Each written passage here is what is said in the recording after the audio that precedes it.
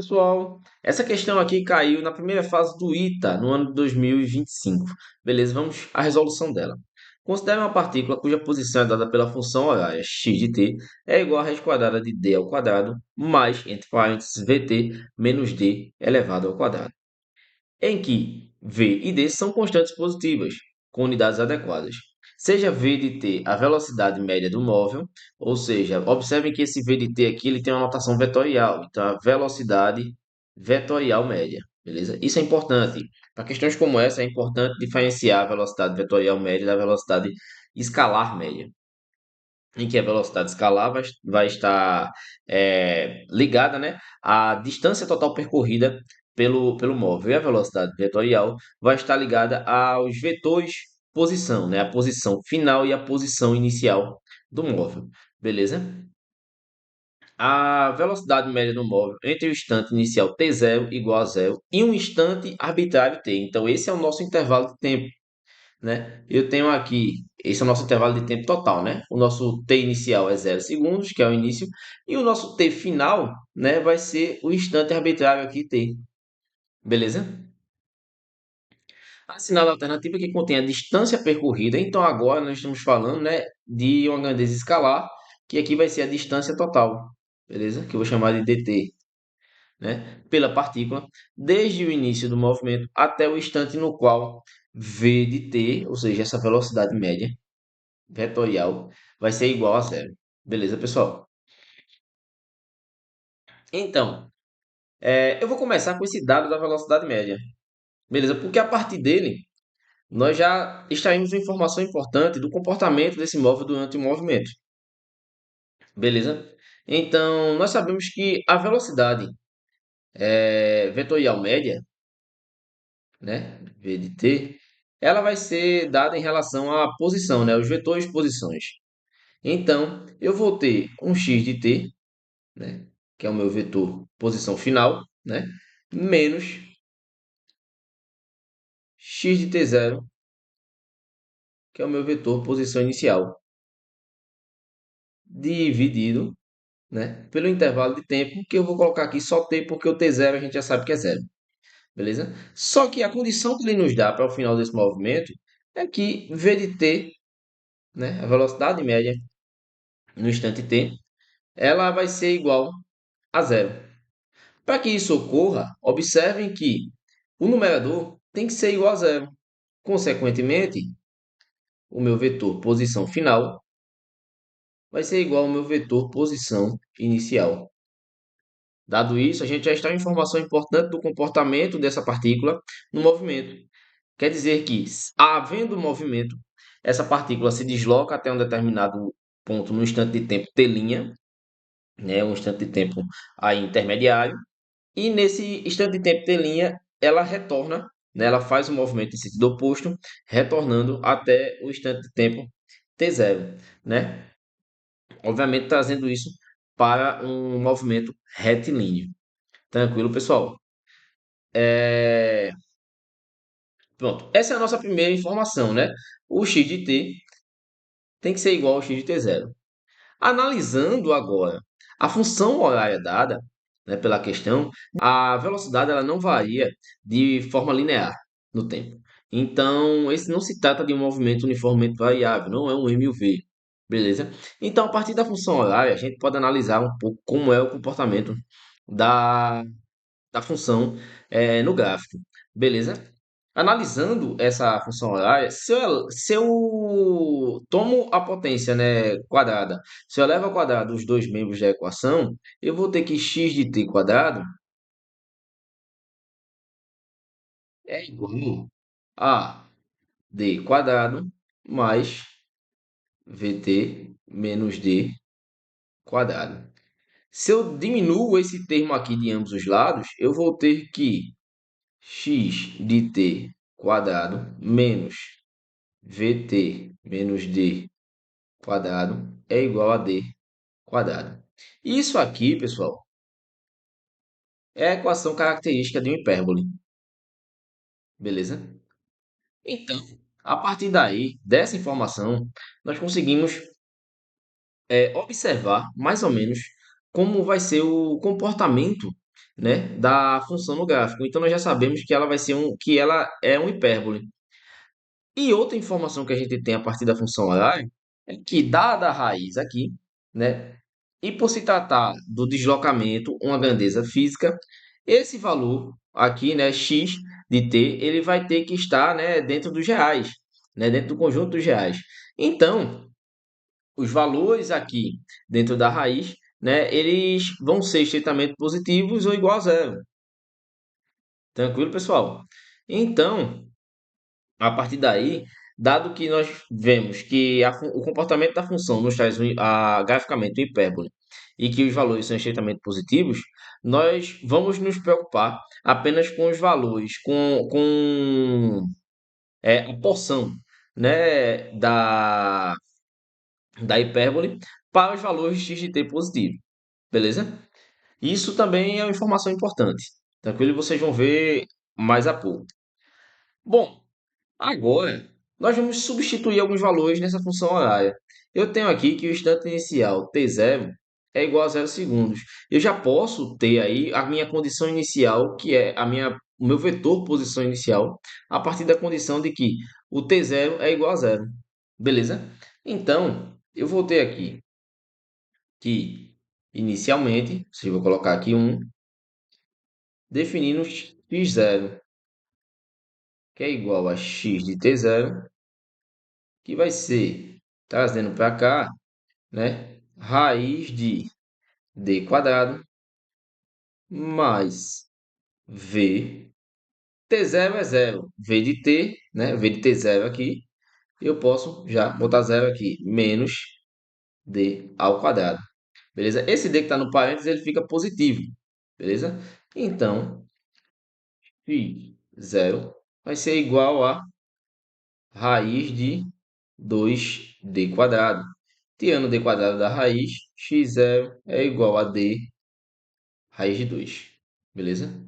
Então, já tenho aqui uma das condições iniciais. x0 é d raiz de 2. D raiz de 2. Beleza? Representei aqui uma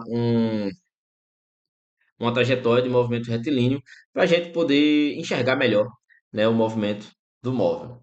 Tranquilo? O corpo aqui. Então, eu já tenho o meu x0. Tranquilo?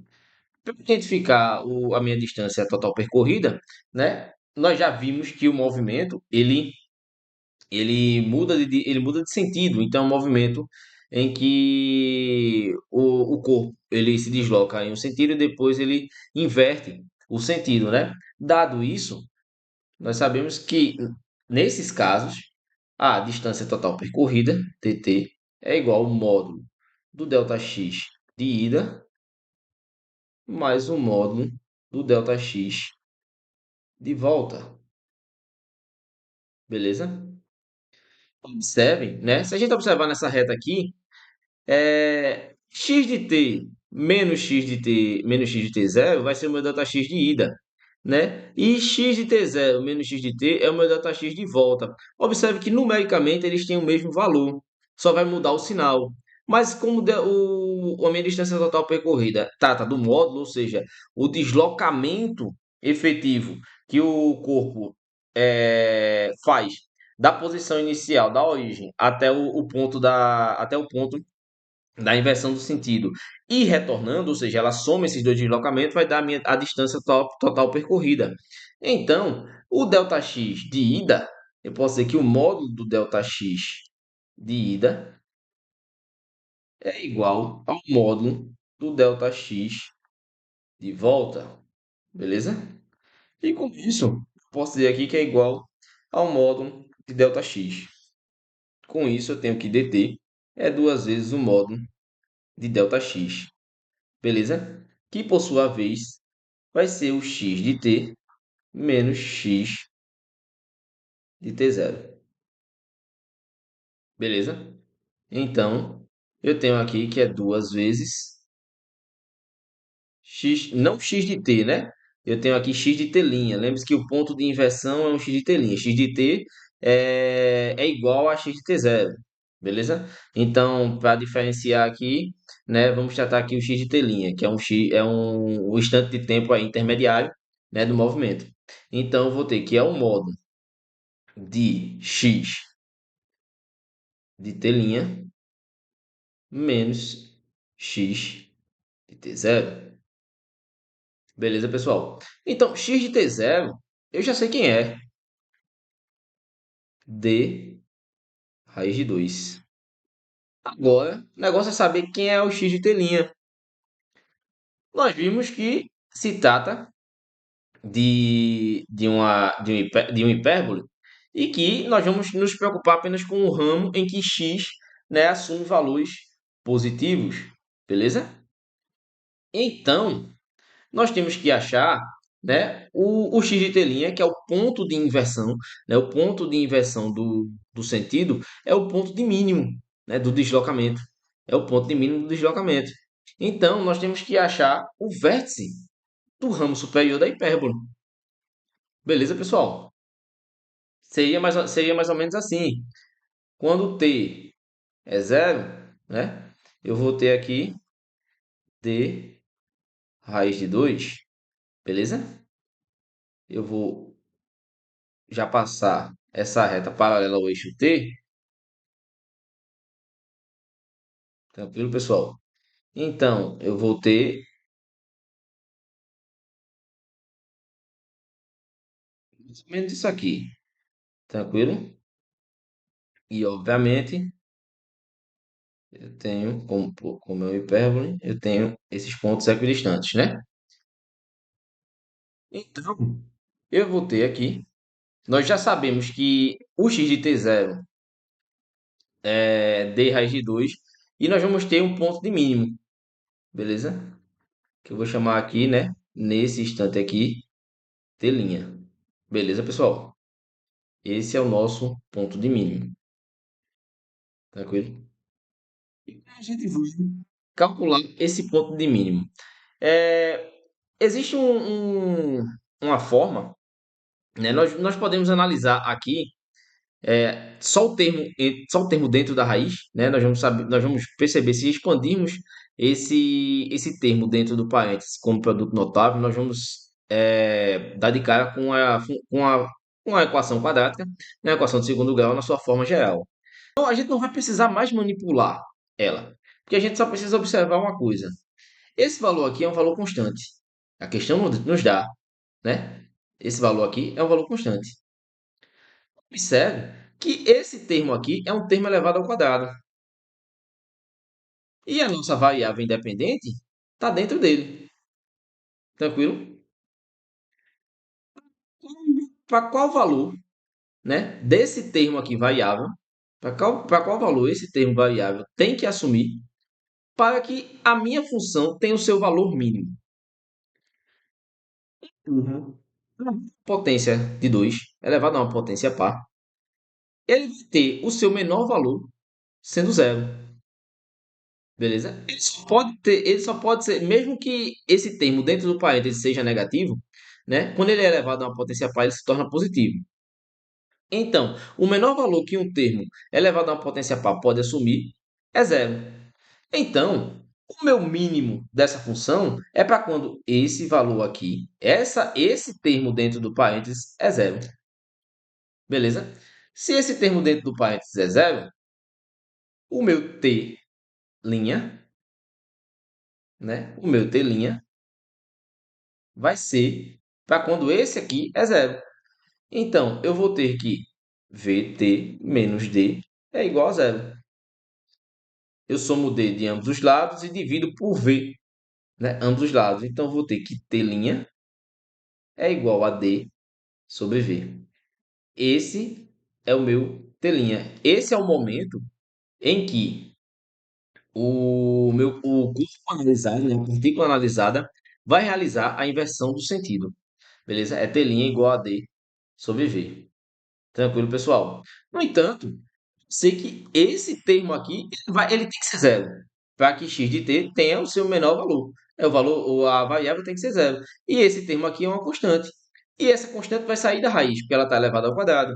Então, né, eu tenho que O meu x de t, quando t é igual a t', é d.